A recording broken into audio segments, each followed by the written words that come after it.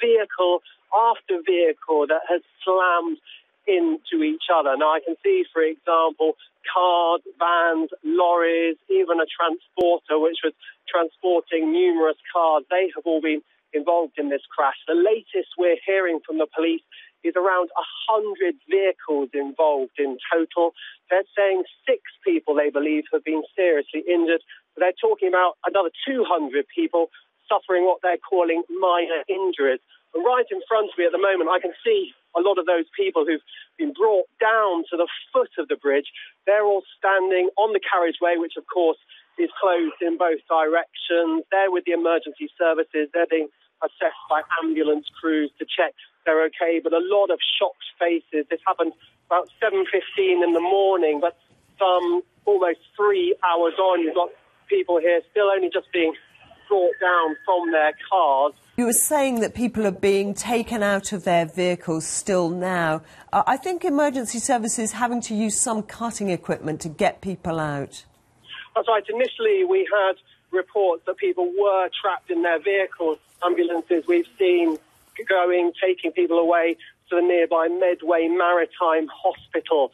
But I think initially those 6 people seriously injured, they would have been the ones that the fire service would have been cutting out. And, Simon, we're still looking at the aerial pictures from a helicopter down over the carriageway and that huge long line of vehicles there. Do we know what caused all this? As you were saying, nearly 3 hours ago now, is there any information on whether it was the weather conditions, the fog?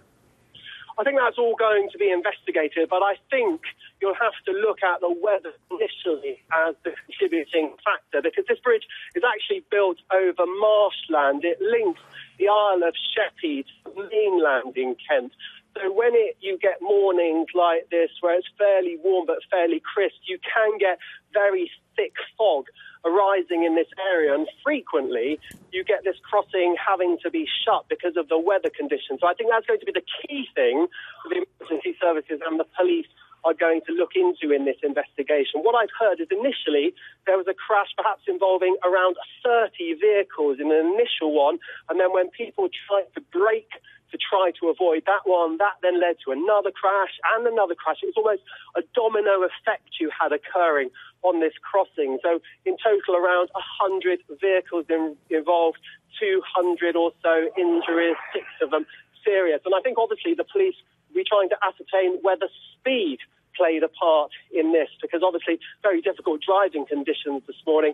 I'm just seeing someone being wheeled away in front of me to an ambulance. He looks in a pretty bad condition. He's on a stretcher. There's support around his head. But still, obviously for the emergency services, they are still dealing here with some of the more seriously injured casualties, as well as the people who've walked away from their vehicles and are now waiting to be taken away from the scene.